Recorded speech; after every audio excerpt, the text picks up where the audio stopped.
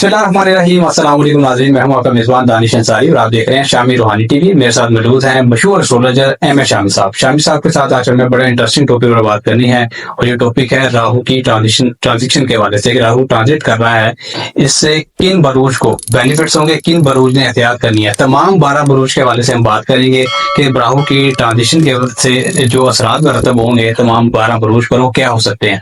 तो वीडियो का आगाज करते हैं। अस्सलाम वालेकुम सर। जी वालेकुम सलाम। सर, बड़ी दिलचस्प आप रिसर्च हर दफा लेके आते हैं और अप टू डेट रखते हैं हमारी ऑडियंस को। तो ये टॉपिक भी बड़ा इंटरेस्टिंग है, राहु की जो ट्रांजिशन है आपसे वाले से, तो काइंडली बताइएगा। देखिए दानिश, ऐसा है कि एस्ट्रोलॉजी में 4 बड़े सितारे हैं। इसमें जोहल है, मुश्तरी है और राहु केतु है। ये जब भी तब्दील होते हैं जिंदगी में बड़े हलचल ले आते हैं सिलसिले। आप देखें राहु केतु चेंज हो रहा है, जुपिटर अपनी पोजीशन चेंज की है, पाकिस्तान में जंग लगी, पाकिस्तान में मिसाइल गिरना शुरू हो गए जो कि इससे पहले कभी सोच नहीं सकता था। उससे पहले जंगें छोटी छोटी बुनियाद पे होती थी, एलओसी पे होती थी, लेकिन इतने बड़े पैमाने पे और पाकिस्तान का कोई एरिया महफूज नहीं है और हर शख्स परेशान हो गया कि इतने बड़े वाक़यात किस तरह होने शुरू हो गए। तो अच्छा हो गया, बात खत्म नहीं हुई, ये आगे भी मजीद खतरा भी है। अच्छा। क्योंकि वजह यह है कि मैंने पिछली वीडियो में डिस्कस किया था कि ये जो राहु और सैटर्न का कॉम्बिनेशन बना हुआ है में, इसकी वजह से कुछ भी अचानक वाक़यात हो सके। क्योंकि राहु जो बेसिकली एनर्जी उसकी अचानक चीजें करता है। ठीक, अचानक खुशी, अचानक गम, अचानक आपको बुलंदी पे ले जाएगा, अचानक उठा कर नीचे फेंकेगा। आपने बहुत से लोगों को देखा होगा फिल्मों की दुनिया में कि उनका एकदम फिल्म हुई तो बहुत हिट हो गई और रातों रात वो शोहरत की बुलंदी पे चले, और उसके बाद कुछ अर्से बाद पता चलता है वो बंदा है ही नहीं, कोई फील्ड में ही नहीं, फिल्मी दुनिया में नहीं है। इसके अलावा बहुत से शोबाजात ऐसे हैं जिसमें वो बंदा जो है फौरी तौर पर हिट होता है, उसके बाद कुछ अर्से बाद खत्म हो जाता है। तो ये राहु जो बेसिकली बबल होता है, ठीक है, बबल एकदम फूलता है, जब उसमें जो बबल से हवा निकलती है खत्म हो जाता है, रस्ट हो जाता है। तो यही है कि सडन चीजों का, सडन जिंदगी में तब्दीलियों का, उतार चढ़ाव का मामला का ये राहु को रिप्रेजेंट करता है। अच्छे बड़े तौलकात, अच्छे बड़े रिलेशनशिप, माशी मामला, जो लोग पहले करोड़ों में खेलते थे अचानक हालात खराब होते हैं, कोई ऐसा गलत फैसला होता है कि रातों रात ही सारी इन्वेस्टमेंट डूब बैठती है। लोग किसी ने क्रिप्टो में इन्वेस्टमेंट कर दी, या तो बहुत ऊपर चला गया या जीरो पे आ गया। इस तरह और ऐसे इन्वेस्टमेंट कर ली, किसी ने लालच में कहा जी फलां जगह पे प्लॉट बहुत मिल रहे हैं, अच्छे सस्ते मिल रहे हैं, फॉरेन इन्वेस्टमेंट कर लो, पता चला कि सोसाइटी जो इलीगल हो गई। इस तरह के हालात वाकई पैदा होता है कि इंसान को नजर कुछ आता है और होता कुछ है। रिश्ता करने गए हैं, वहां पे जी बड़ी खूबसूरत लड़की है, बाद में पता चला जी वो गैंगस्टर थे, वो पूरा चेज का सामान इकट्ठा करके लेके। तो ये वाकयात इस तरह के अचानक होते हैं। इन दिनों में बहुत मुतातर होता है कि 18 मई का जो है आपको शिफ्टिंग हो रहा है और इसको जो है एक्वेरियस में आएगा, एयर साइन में। तो इसके हमें इस वीडियो में थोड़ा सा इनके हाल उपाय भी बताऊंगा जिनके जो नेगेटिव है, वो रेमेडीज कर ले, उसके नेगेटिव नसीब बच भी सकते हैं। तो सबसे पहले जो है एरिस को हम डिस्कस करेंगे। एरिस के जो है ये आपके जो राहु 11वें घर में आएगा, तो आपने दोस्त बनाने में बहुत मुतात होना है। इस वक्त आपको दोस्त ऐसे मिल सकते हैं कि जो कि आपके हाथ मिलाएंगे, उसके बाद आप उंगलियां गिन लें कि उंगलियां वापस आई कि नहीं आई। और ऐसे लोग आपको मिल सकते हैं हुस्न जिनका ज़ैचे में राहु नेगेटिव बैठा हुआ है, तो उनको दोस्ती और तुलाकात में बहुत मुतात रहेगी। सोशल नेटवर्किंग बहुत बढ़ेगी, बड़े बहन भाई के साथ तुलाकात में बेहतरी आएगी, रिलेशनशिप एक्सटेंड करेंगे। लेकिन आपने जहां भी तुलाकात बनाने को, रिलेशनशिप बनाना है, उसमें कैलकुलेटेड में जरूर होना है। कैलकुलेशन कर लेनी कि अंधा एतमाद नहीं करना, ब्लाइंड फेथ नहीं करना। कोई इन्वेस्टमेंट, कोई चीज को प्रोजेक्ट करने लगे तो फौरी तौर पे कोई चीज नहीं करनी, पहले उसकी तहकीक करनी है, रिसर्च करनी, उसके बाद फैसला करना है। उसके बाद दूसरा जो है आपका टॉरस है। टॉरस वालों का 10वें घर में आएगा। 10वां घर आपके कैरियर का, प्रोफेशन का होता है, आपकी जिंदगी में ग्रोथ एक्सपेंशन के लिए होता है, आपकी समाजी हैसियत के लिहाज से होता है। तो यहाँ पे राहु बड़ी अच्छी पोजीशन में आता है। यहाँ पे कहते हैं कि राहु जिसके 10वें घर में, दुनिया उसके बस में। अच्छा, यानी इनकी एनर्जी ऐसी होती है कि ये कहते हैं कि आप अपनी चीजों को अपनी मर्जी से कंट्रोल कर सकते हैं। लोगों को कंट्रोल कर लेते हैं, लोगों को ज़हन पढ़ लेते हैं, लोगों को ज़हन को कंट्रोल कर सकते हैं। इसके साथ जो इनके बिजनेस प्रोफेशन के लिहाज से अचानक नए आइडियाज आते हैं और वो आइडियाज को इम्प्लीमेंट करके रातों रात तरक्की कर सकते हैं। ठीक है ना, एक शख्स अचानक बैठा हुआ है और एक उसकी मेंटल स्टेट सीधी चल रही है और उसका कारोबार एवरेज चल रहा है, लेकिन कोई शख्स कहता है कि आप इस तरह कर लें, ये इसमें तब्दीली ले हैं, तो वो चीज इतनी तब्दील करती है कि वो बंदा रातों रात ब्रांड बन जाता है। तो ये जो राहु की जो बड़ी अचानक तब्दीलियां, बूस्टिंग है, आप कारोबारी जगह पे एनिमेशन कर सकते हैं, जगह की तब्दीली हो सकती है, जगह की स्विचिंग हो सकती है, जगह पे आप नई रेनोवेशन कर सकते हैं, कुछ भी ऐसी तब्दीली ला सकते हैं जिससे आपके कारोबार में, प्रोफेशन में बड़ी जंप लग सकती है आपको। उसके बाद आपका जेमिनी है, जेमिनी जोधा के लिहाज से ये आपका जो है 9वें घर में होगा। 9वां घर आपका किस्मत का होता है, लाभ का होता है, दुरुनक सफर का होता है, कानूनी मामलात का होता है, रूहानी मामलात का होता है। आपके जितने भी आपके जो रूहानी गुरु होते हैं 9वें घर से आते हैं, यानी ऐसे शख्स जो जिंदगी में आपकी आइडियोलॉजी को, थॉट्स को तब्दील कर दें, आपको एक नए रास्ता दें, नई रोशनी दें, वो 9वें घर से आते हैं। ठीक। तो 9वां घर किस्मत का होता है, 9वां घर आपके वालिद का भी होता है। तो ये सारी चीजें जो है यहाँ पे प्लस पॉइंट होंगी और आपको किस्मत का साथ मिलेगा। जो जेमिनीज अपनी किस्मत का रोना रोते थे कि हमारे काम नहीं चल रहे, रुकावट आ रही है, अब टाइम आ गया, अब उनको बूस्टिंग मिलेगी, जंपिंग मिलेगी और वो ब्लेसिंग के साथ जिंदगी में ग्रो कर सकेंगे। उसके बाद आगे अगला है कैंसेरियन है, इनके 8वें घर में। कैंसेरियन को 8वें घर में जो पोजीशन है राहु की, यहाँ पे नेगेटिव है। यहाँ पे बहुत मुतात होने की जरूरत है। आपके जो ऐसे रिलेशनशिप में आपको बहुत, जैसे खुफिया तलकात, खुफिया मामला, प्राइवेट पार्ट्स, इन चीजों में बड़ा सेंसिटिव एरिया होगा। इस वक्त अगर आप कोई ऐसा ब्लडर करते हैं, जज्बाती मामला करते हैं, किसी स्कैंडलाइज भी हो सकते हैं इसी से। किसी के साथ आपको खुफिया तौलकात में हो तो वो लोग शख्स आपको ब्लैकमेल कर सकते हैं, खराब कर सकते हैं।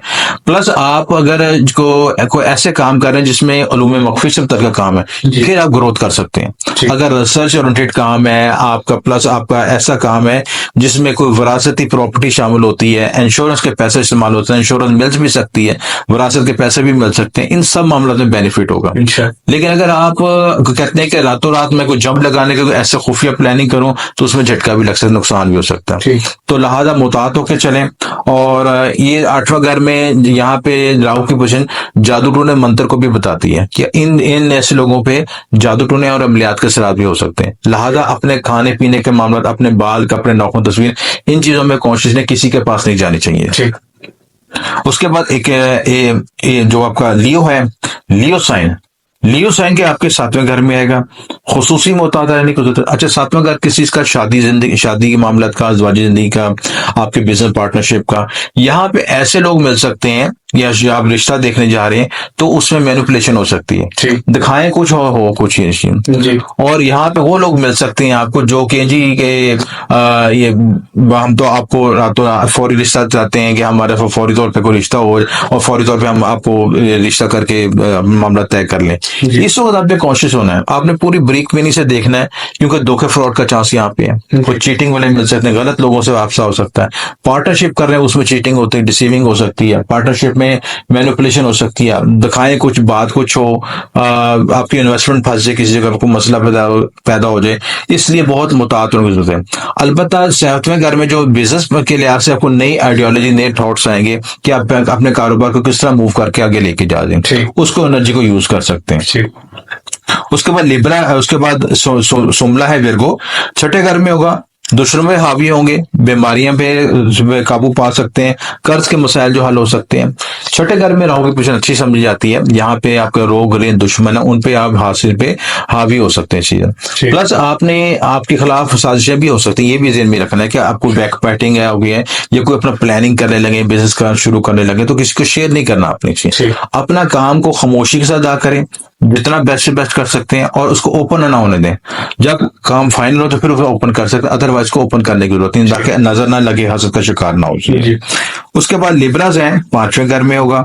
5वें घर में आपको जज्बाती मामलात में, औलाद के मामलात में, आपके रिलेशनशिप के मामलों में बेहतरी आएगी यहाँ पे। अच्छा, यहाँ पे ऐसे लोग भी मिल सकते हैं क्योंकि आपको एक जा रहे हैं, रास्ते में जा रहे हैं, कोई आपको ऐसा शख्स मिला कि जी मैं आपको बहुत पसंद करता हूँ, मैं आपसे रिलेशनशिप रखना चाहता हूँ, दोस्ती करना चाहता हूँ, शादी करना चाहता हूँ।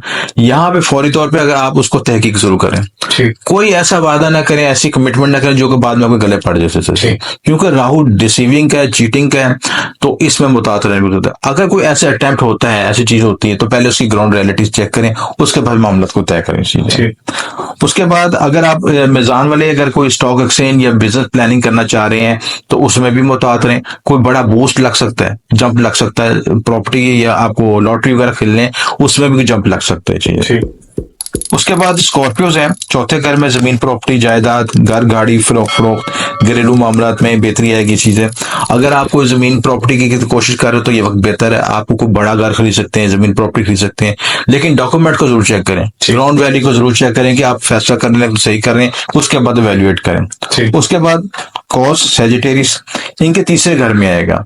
तीसरे घर का तल्लुक आपके करीबी रिश्तेदारों के साथ, बहन भाइयों के साथ, मीडिया कम्युनिकेशन से, मार्केटिंग से, जो यूट्यूबर्स हैं मार्केटिंग करते हैं, ये सारे शोबों में इनको तरक्की होगी। आपके बोलचाल में, कम्युनिकेशन लेवल में ऐसे अल्फाज आपको अदा करेंगे, दुनिया आपकी तरफ माइल होनी शुरू हो जाएगी चीजें। आपको ऐसे मौके भी मिलेंगे तरक्की कामयाबी के, जिससे आपके सारे मामलों में बेहतरी आएगी। कैप्रिकॉन्स उसके बाद है दूसरा घर में, ज़रा आमदन में इजाफा होगा और इनके मामलों में भी बेहतरी होगी। आपके घर में कोई लाइफस्टाइल चेंज हो सकता है, घर में रेनोवेशन हो सकती है, घर में नेम मलूद आ सकता है। ये सारे मामलों में कैप्रिकॉन्स वालों को बेनिफिट होगा सबसे। एक्वेरियस, इनके जो फर्स्ट हाउस में आएगा।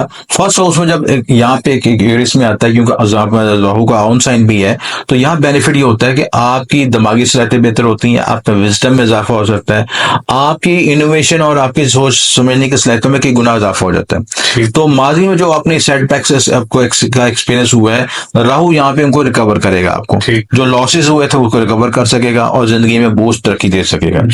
और लास्ट में पाइसिस है, 12वें घर में होगा, मुताबिक रहने की जरूरत है। 12वां घर आपका अस्पताल का तल्लुक होता है, यहाँ पे आपका जेल से भी तल्लुक होता है, और प्लस अगर 12वें घर का तल्लुक आपके इमिग्रेशन से भी होता है। बैरून मुल्क सफर कर सकते हैं आप, बैरून मुल्क का कोई प्लानिंग कर रहे हैं, ट्रेडिंग कर सकते हैं, वो शेयर परचेज कर सकते हैं, सारे मामलों में बेनिफिट होगा। लेकिन अगर आप बीमार हैं या परेशान हैं या वो आपको हेल्थ इश्यूज आ रहे हैं, तो फौरी तौर पर एड्रेस जरूर करें, ताकि अच्छे डॉक्टर से कंसल्ट करें, ताकि किसी चीज का शिकार ना हो जाए।